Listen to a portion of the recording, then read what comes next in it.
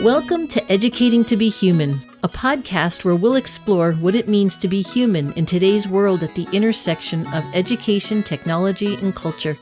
I'm your host, Lisa Petrides, founder of the Institute for the Study of Knowledge Management and Education.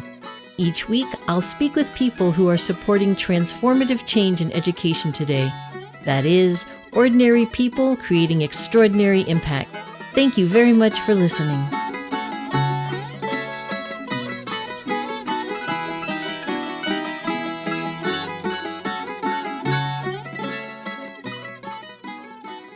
Welcome, folks, to episode 10, the final episode of our very first season of Educating to be Human. I'm your host, Lisa Petrides, and I have had an incredible time exploring how we might educate and inspire transformative change in today's evolving cultural and societal landscape. While we're wrapping up this season, I'm excited to share that we'll return soon with fresh voices and new ideas for season 2. And to close out this season, I am honored to speak with Jody Lewen. She's president of Tamalpais College at San Quentin Rehabilitation Center in San Rafael, California. Jody is a visionary leader and passionate advocate for equitable access to education, particularly within the prison system. Over her remarkable 20-plus year tenure, she has worked tirelessly to expand higher education programming at San Quentin, empowering incarcerated students to build skills, confidence, and a deep sense of purpose. In today's conversation, we'll unpack the realities of higher education in prison, the challenges of fostering creative, inclusive learning spaces within correctional facilities, and the profound impact education can have on the lives of incarcerated students. Together, we'll explore how a higher education within the prison system creates vital connections between the inside and outside world and holds the potential to reshape society. Welcome, Jody. Thank you. So happy to be here with you. Jody, when we hear about prison education programs, whether in the media or elsewhere, the conversation often centers on recidivism as the primary measure of success. It's an easily digestible metric, but from what I understand, it doesn't really capture the complexities of what's happening in these programs or in the lived experiences of incarcerated students. At Tamalpais College, how do you approach the idea of measuring success? What does success look like for your students? And how do you move beyond the limitations of recidivism as a measure of impact? You know, the question about success is a really interesting one, because what I always tell people about recidivism is that you can freeze to death under a bridge and not recidivate. And recidivism tells you almost nothing about the person's well-being except for the fact that they're not in prison. And the challenge is that really, in general, metrics that are applied to in-prison programs almost by definition really refer to reducing the burden or the cost to the society or to the taxpayer. They Exactly. traditionally have nothing to do with the well-being and the thriving of the individual student or person. You know, I would say one of the greatest challenges of the field really is helping people understand incarcerated students as students and as people. And so in a sense, that is the challenge and the tension that you're constantly confronting when you work in this space. You know, when you evaluate programs, when you talk about its value, when you fundraise, you know, whatever it is that you're doing, it's really hard for people to hold in mind the idea that the incarcerated college student is a person, is an ordinary person, right? And that they have needs and that they are also entitled to the same benefits of education that any other person would, and that they're also interested in those. One of the things we often find that people are interested in and often assume about the work is that its purpose is to change people, right? And of course, education does always change people.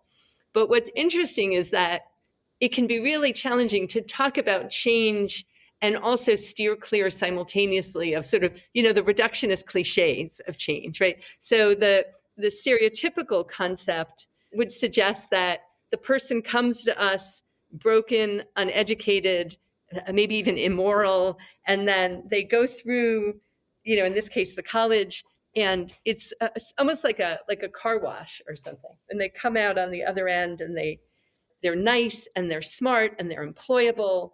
They're not scary, And so we're constantly sort of struggling to manage those cliches and to resist this reduction of what's happening in the program, to those sort of simple stereotypes. And yet, we often, of course, are eager to talk about the change that is taking place. And so one of the sort of challenges that we straddle often is being a school and thinking like a school, thinking, about we exist to serve our students and to ensure their personal and professional and economic and every form of well-being and success, in life. And yet a lot of our key stakeholders, at least initially, really couldn't care less, to be frank, right, about the well-being of the individual, except to the extent that they pose a threat or a burden. And so what we try to do is to be ourselves, to run the program as educators and run the program in terms of what we believe is in the best interest of the student, but we're also constantly translating, right? And so we're finally about to launch a study that will capture recidivism data, in perpetuity, so that we can answer that question, which is the one thing anybody asks us about. The one thing nobody asks us about is, how do you know your students are learning, right? But when we became Right. independent college, one of the beautiful things was that we were required to create a chief of institutional effectiveness and research position and to start generating data on learning assessment and to ask that question about not only how are students doing, how do you know they're learning, but to gather data which would then help us continually improve the program. So we have a really robust learning assessment program going on now, where we're also trying constantly, as many others do in this field, to identify patterns and then to sort of, out of those patterns, devise strategies for supporting students better. That's great. When did you start this with the longitudinal study? How long before we have some data? Well, it's interesting. The longitudinal study, the main focus of that is going to be educational and professional development, mental and physical health, and civic engagement, which are the outcomes that we care about. How are students doing over time, in educationally, professionally, how are they engaging with their community and, at large, and how are they doing? Which, as you just described, those are the things that we would hope for in any kind of higher education program, whether it's in a prison or not. Those really are the goals. I would love to hear a little bit about what initially drew you to work in prison education. It was a very accidental career path for me. I was on a very conventional academic track and sat down one day at a conference next to somebody who had helped to start this program a couple of years earlier. And I got just interested listening to her describe the program. And it turned out there was a fellow in the rhetoric department at Berkeley, where I was a grad student at the time, who was teaching with the program. And I ended up getting in touch with him and co-teaching a communications class. That was actually the spring of 1999.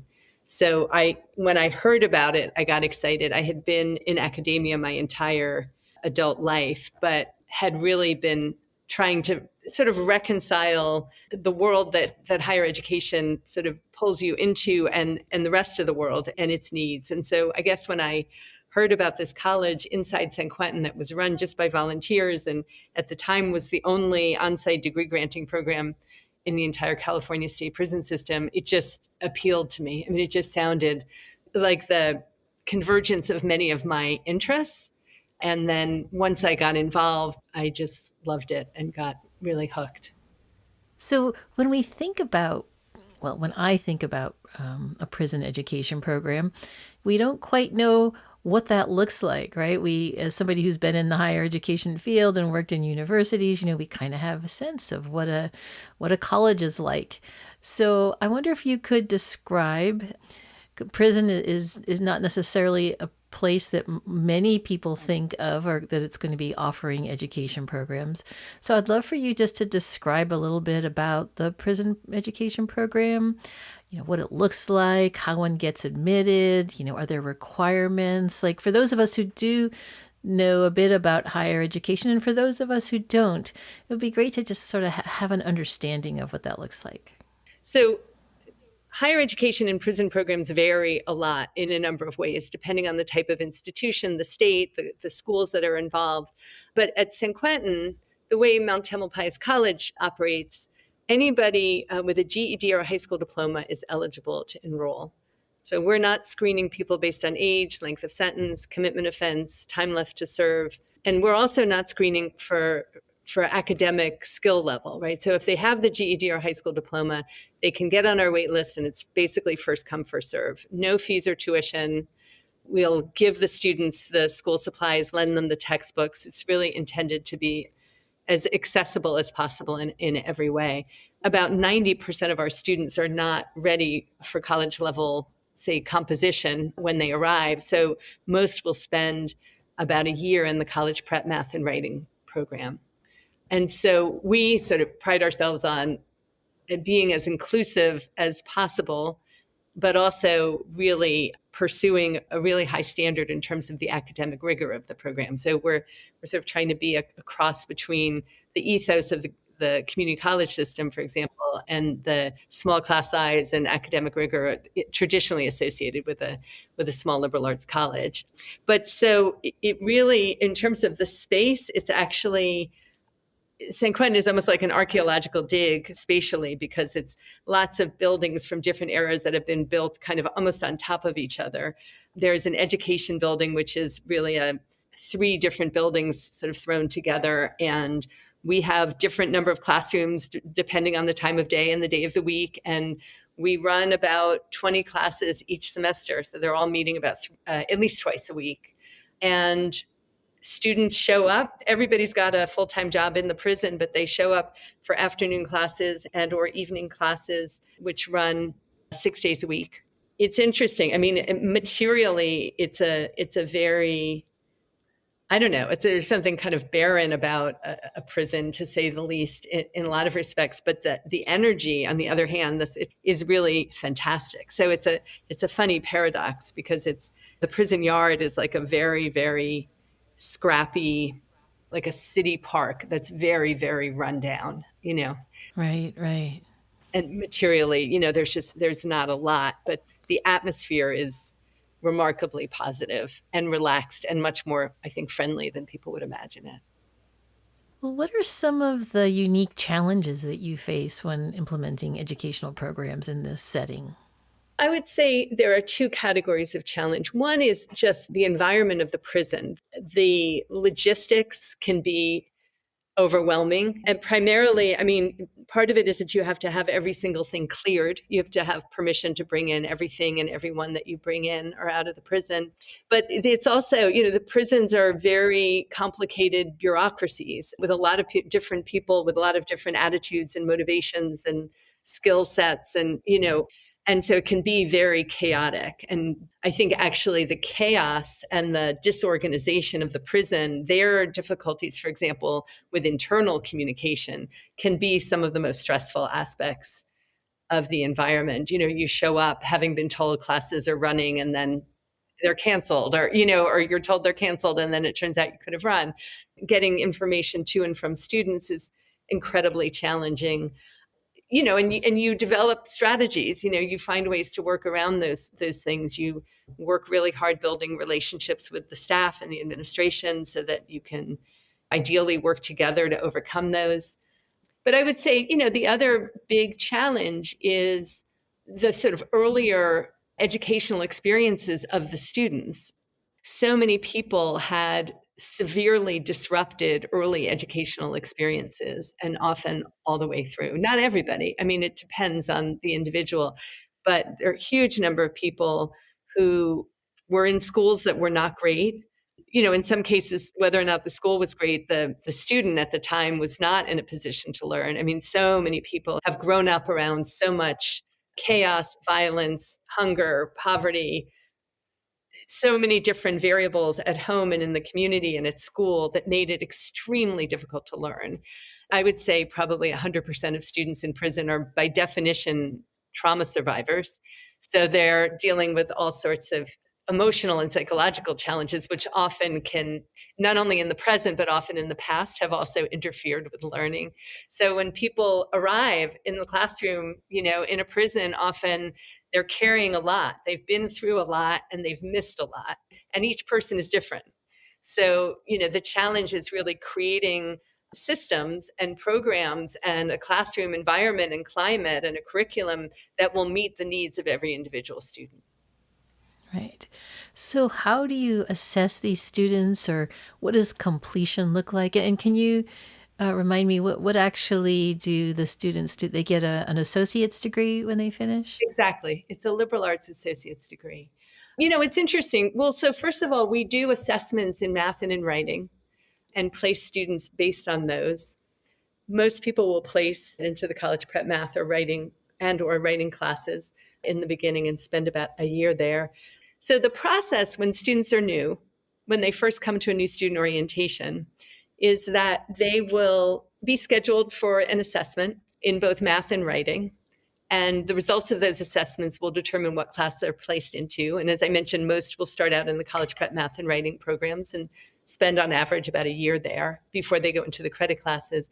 But we also work with students on understanding more broadly what their needs are and what their concerns are. So students will do sort of an educational autobiography, for example, and they'll also conference with staff so that we can really get a sense of how they understand their needs and also any challenges that they anticipate that we can help with proactively. So ideally, our goal is always to be communicating with the student from the beginning, to be in conversation with them so that things they already, sense might be issues or things that arise just in real time are things that we can, immediately talk about. And so we have a learning. So in a lot of ways, this sounds just like what we would do at a community college, right? Or any good higher education environment where there's really an emphasis on student services. In addition to the academics, the student services really are just as, in some cases, just as important as factors in if a student will be successful or not. Well, no, that's exactly right. And that is precisely what we are emulating, right? The idea is that students feel comfortable and know us, we know them.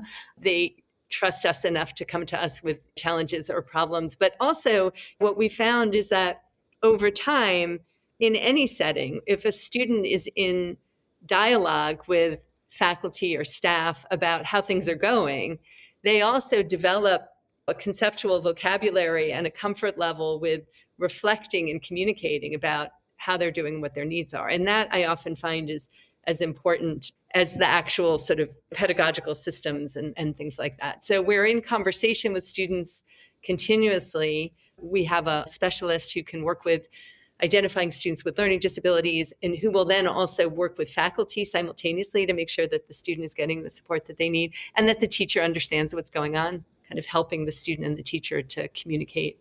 But we've found in many cases that, I don't know what I thought in the beginning. I think I always sort of imagined that, that one either had a learning disability or not, right? I mean, we see now, I think most academics or most educators understand that these things exist on a continuum.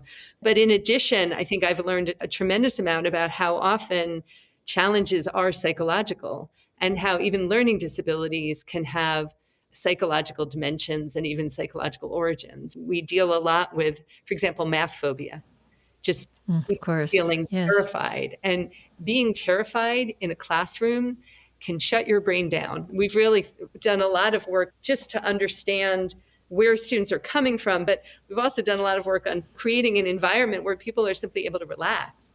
Because we've found, if people have the chance to get to know their teachers and the staff and trust them, then they're going to relax, they're going to be more comfortable. And in many cases, it's going to be 1,000 times easier for them to think. And so, in addition to all the assessment and the supports, we're also just very aware of the role of trust in learning. And speaking of teaching, I'd like to hear a little bit more about your teachers and who they are. I think a lot of your teachers are volunteers, Yeah. primarily.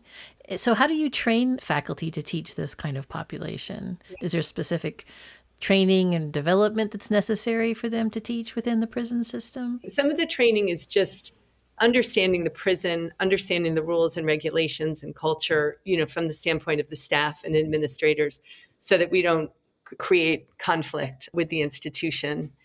The teachers also need to understand where their students live, what they're dealing with in their everyday lives, and certainly ways in which, if we don't understand the logistical and the cultural context in which they're living, we can, make things worse rather than better. I think that there are certain principles, for example, of universal design. There are just certain basic categories of knowledge related to making the classroom as inclusive as possible, which a lot of teachers remarkably have not been exposed to in other contexts. Most of our teachers are either professors or graduate students at the various colleges and universities in the Bay Area. So Stanford, Berkeley, USF, San Francisco State, Davis, sometimes Santa Cruz. They're sort of from that whole ecosystem. And what's interesting is how rare it is for students like the folks at San Quentin with the educational backgrounds and the psychological histories and social histories that they have to make it onto those campuses, right? And so theoretically, we would expect teachers to be able to support a broad cross-section of students in their classes, but very often they just haven't. And I have to say, one of the things that is really interesting about faculty training for the prison context is what we find is that teachers bring a lot of that skill and knowledge and information back to their main campus. And a lot of them talk about how much it helps them there, how they recognize needs or challenges in their home classrooms that they didn't understand or didn't notice before. So the faculty themselves are going through a learning process that they're using to improve on their own teaching. Exactly. Well, and ideally, one of the positive secondary effects of a program like this is that those home campuses become even more hospitable to students with unconventional backgrounds, not just with, criminal records, which is also important, but students who just may not have traveled a conventional pathway and may have, needs that are similar to this community. Oh, and I also wanted to ask you how many students a year are actually in your programs? What percentage of the population at San Quentin? I think today San Quentin has a total population of about 32 or 3,400, and we have close to 300 students enrolled at any given time. And there's turnover, right? People parole, they transfer, so new folks are coming in each semester, but at any given time, I'd say it's about 300. I would love to hear any examples you may be able to share of those students who have demonstrated some type of significant changes through their educational experiences at San Quentin, whether it's about recidivism or anything else that you might want to offer. In terms of, change that I've seen, what I think of is students' accounts of their experiences in school, not so much just what I've witnessed, but really the experiences that they relay. And some of the patterns that I often hear are, for example, students talk a lot about the impact emotionally and socially of developing a comfort level in the classroom setting, right? Interacting with peers and teachers.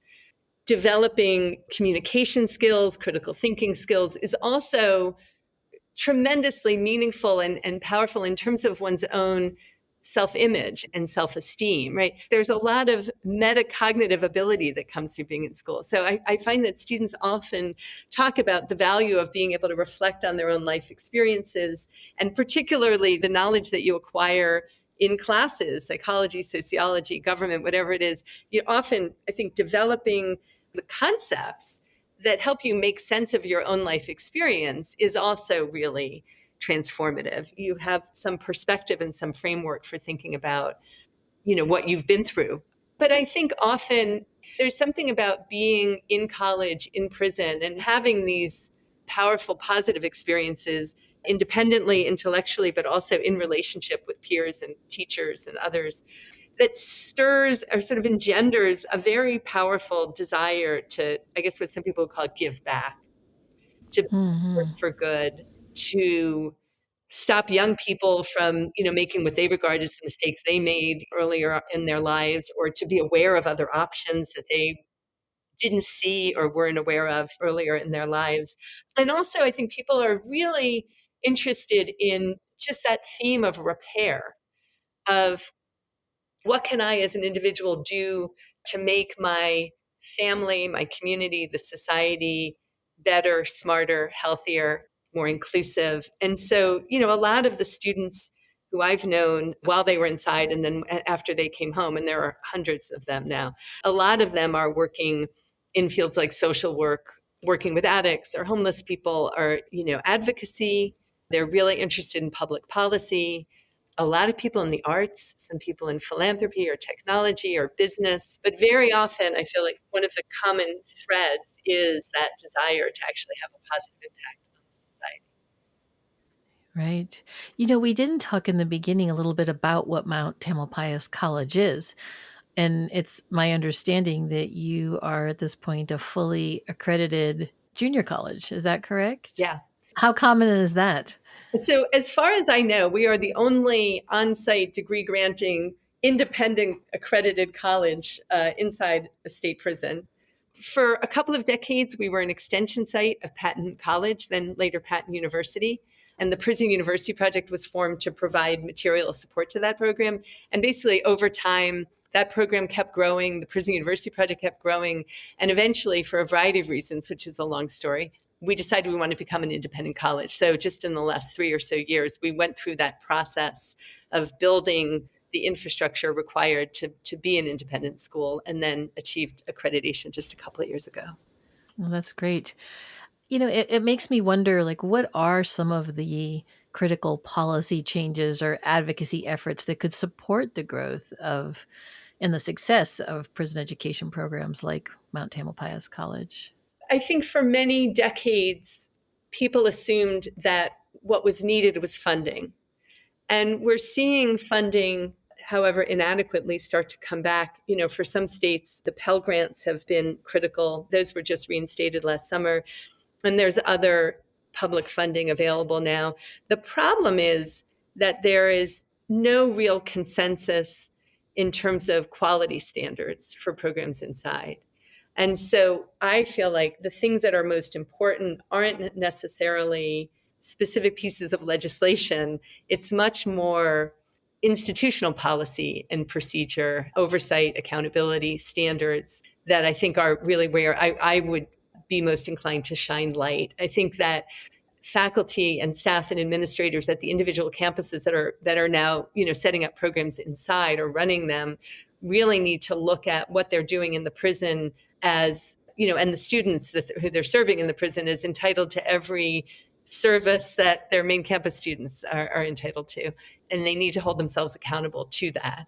I think part of the problem is that a lot of schools are under a lot of pressure financially, and a lot of institutions have begun to approach the in-prison programs as a potential source of revenue, right? So, Mm. apportionment funding, et cetera, et cetera. And so that's actually what I'm most concerned about. And the problem is, it's a mindset, but it's also a question of what will compel the school to invest the resources that are required to do this work well. Because if you're doing the work well, it's not going to generate revenue for your main campus. You're actually going to be looking for other sources of funding aside from the apportionment funding. Those are the conversations I'm most eager to see happen. Yeah, and those are hard conversations because, how do you address and combat the bias and the stigma that society often attaches to the whole idea of incarcerated individuals? Do they deserve the same kind of education and services that somebody who's not in the prison system should? And that's, Yeah. that's still very much a heated debate. And I'm wondering what you would want those folks who have those views. What would you want them to hear about what actually happens in prison education programs? The most powerful way to really communicate with someone who has misgivings about whether or not people inside should have access to education is really to bring them inside, for them to actually meet people who are enrolled in college or who have been enrolled in college and in prison and are now out. I mean, I think It's really about meeting the person as a human being. It's very hard to argue abstractly about the humanity of an individual person. I think that humanization is something that happens through proximity, I think, and context and interaction. But I think that the more people understand the life histories, the context and the pathway that a lot of people in prison have traveled, it's not that people inside haven't, in many cases, obviously done harm, but the point is that there's a whole story there. There's a whole person there, right? And I think that what you want and need people to understand is that folks inside are still alive, right? They still have hopes and dreams and potential. So there's, just understanding them as human beings. But there's also, I think, what you do want people to understand is the impact that incarcerated and formerly incarcerated people have on others and can have. The majority of incarcerated people have children, and the vast majority are coming home sooner or later, right? So there are a lot of self-interests on the part of the society at large to giving people the opportunity to develop an education and prepare to live a stable and satisfying life. I love that, and I think there's a sense, and we've talked about this before, about how in some ways society doesn't want to give people a second chance. Yeah. I mean, I have to say, I remember in my early years working at San Quentin, first teaching and then running the program, just having the experience over and over again of talking to someone who, in many cases, just in casual conversation, referred in passing to an early childhood experience that was unimaginable to me. Like I had always sort of assumed, well, everybody had somebody reading them a book at night, right? When they were little, everybody had somebody tucking them in, right? Or everybody had, all right, maybe not parents, but grownups raising them, right? And then you get to know the world of the prison and the life histories of people inside. I mean, there's a tremendous amount there that, the average person on the outside can't even really fathom. I'm wondering if there are things that you think sort of the general public, right? The people that you're talking about, what they could learn from these experiences of the incarcerated individuals that might actually help to foster a more empathetic and understanding society. Do you have a sense of that? One thing that's evolved with us as a college and as a community over time in terms of understanding our own mission is that I think we've really come to believe that aside from delivering a high quality education to our students, another critical, not just responsibility, but also opportunity for us is really amplifying the voices of our students while they're inside, when they come home, so that they can make their voices heard and register in the minds of, the general public, right? That the people can hear from them, learn from them, learn about them, and understand both them as human beings, but also all the ways in which they can contribute to building a healthier and more sustainable and equitable society. But so we've gotten really interested in the whole realm of communications as a dimension of our work, where narrative change and storytelling is often how we describe it. But we've gotten really interested in the sort of extracurricular life of the program and its potential also to build connections of familiarity and support between the inside world and the outside world. And I think I think that there's tremendous potential there in terms of really transforming the society. I think it's that understanding of people who are in prison as having thoughts and ideas and experience and knowledge and expertise that's really kind of what we want to express and communicate. Great. Thank you, Jody, for such a beautiful conversation here and really helping us think about understanding how we as a society need to really recognize the human and the potential, the humanity and the potential of those who are incarcerated, and actually in doing so ourselves become more empathetic and understanding in this way. Thank you for such a terrific conversation. I really appreciate it. And is there any last message that you want to leave with folks who are listening about the importance of supporting education in prisons? Or is there an ask in terms of what folks could do to be involved with? I mean, I would say for educators, really, I encourage people to look at a map, find out where the closest prison is. Chances are, at least in California, but also in a lot of other states, there are prisons around. I just encourage people to educate and inform themselves about the institutions around them and what may be going on there that can use support or guidance. But I also encourage faculty and staff and administrators on college campuses to find out what support services are available on their main campus for formerly incarcerated people who might be enrolling or seeking to enroll, because it really is truly like landing on another planet for somebody who's done time arriving often on a conventional college campus. And if there's an office or a person that just has a shingle out, or word just gets around, you can come talk to me. I'm not going to be scared of you. That can be the difference between persisting and dropping out or never enrolling. So I'm always really grateful when people take an interest in that angle as well. A terrific piece of advice for those who are working in higher education today. Thank you, everybody, for listening to the show this week. This has been Lisa Petrides with Educating to be Human. If you enjoy our show, please rate and review us on Apple, Spotify, or wherever you listen to your podcasts. You can access our show notes for links and information on our guests. And don't forget to follow us on Instagram and Twitter at Edu2Be-Human. That is EDU to be human. This podcast was created by Lisa Petrides and produced by Eleni Theros. Educating to be Human is recorded by Nathan Sherman and edited by Ty Mayer.